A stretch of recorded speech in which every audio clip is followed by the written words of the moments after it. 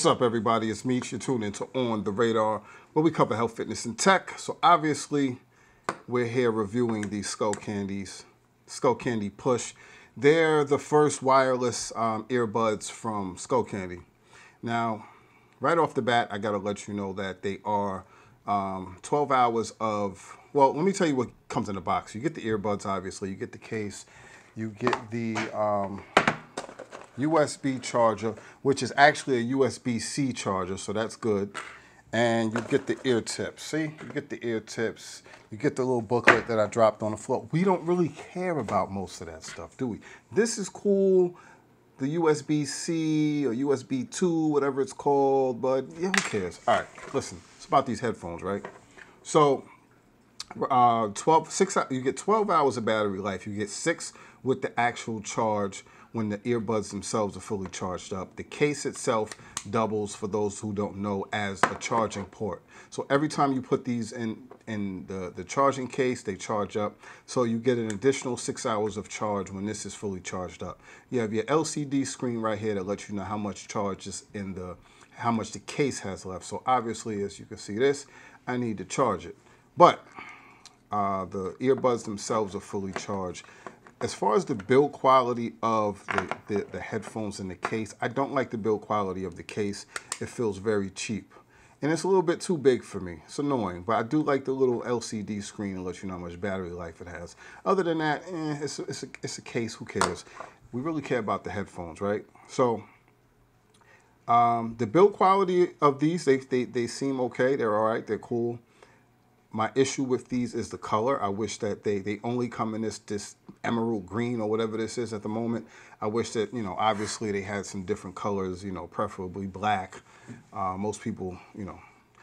Besides that, they are not, they said that they are water resistant, but they're not IXP rated. So that kind of concerns me, because just saying that they're water resistant and they're not IXP rated, so what does that mean? That they didn't want to pay for the rating?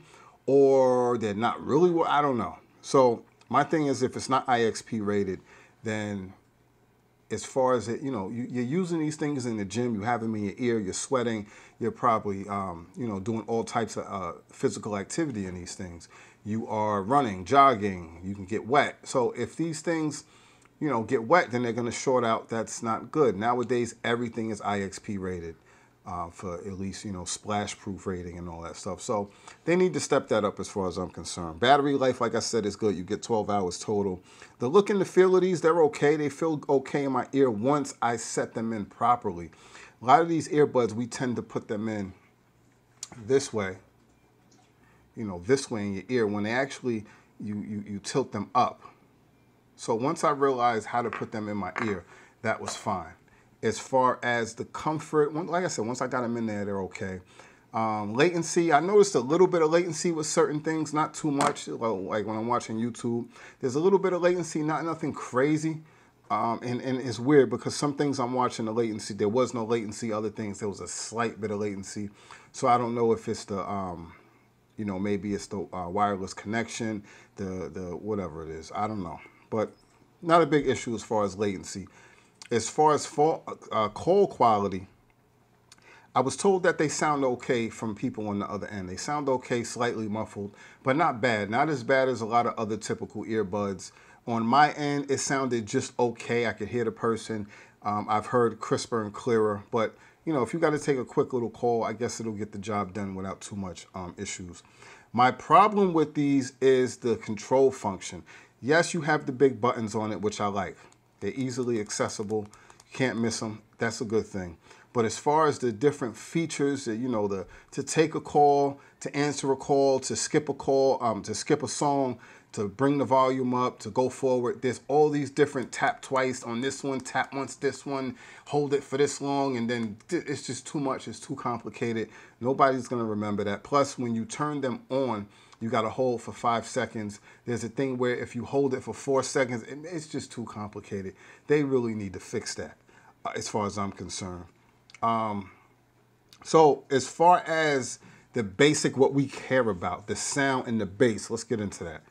I like if you're familiar with Skullcandies, then you know pretty much they're not known for having the best quality earbuds or earphones, and they're not known for having the best quality sound. These fit right along with that. They are not, you know, the highs are not really high. It's just kind of like a low end. And the bass is actually good on these. I think these may be the best bass headphones that I've heard. Now, it's funny because I've seen some reviews where people were complaining about the overall sound and the bass and all that. The bass is great to me. The sound could be better, but it's okay. It's only okay. Now, I always tell you in every video that I like headphones that are more on the low end sound.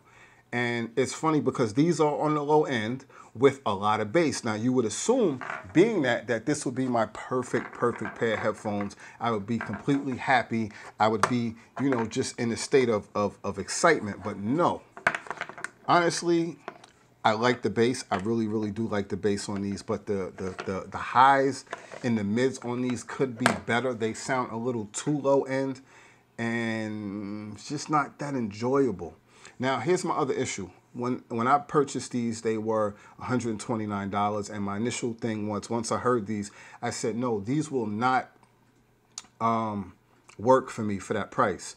I kept saying if they go lower, if they was around $90, maybe $100, even $80, of course, $80 would be great.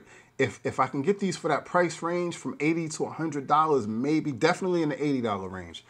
I think they've been listening, because I've heard other people say that also, and I think Skullcandy has been listening, because these have not been out long, maybe a week or two as far as I know.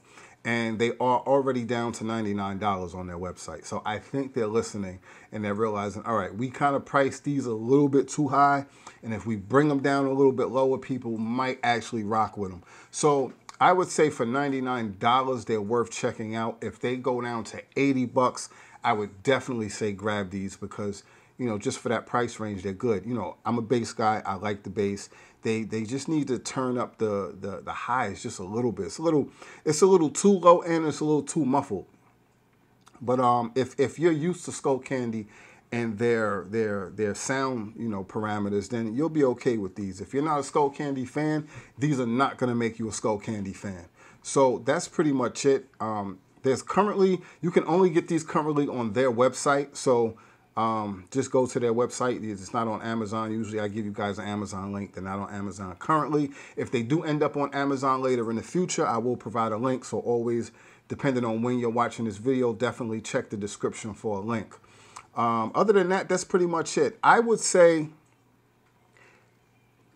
as far as are they radar approved, I say yes, under the condition that you can get them for around $80 to $100. I would not pay more than $100 for these. And I would really try not to pay $100 for these if I didn't have to. But if you can get these for around, you know, 80, like I said, $80 to $100, you're good. They're worth at least checking out.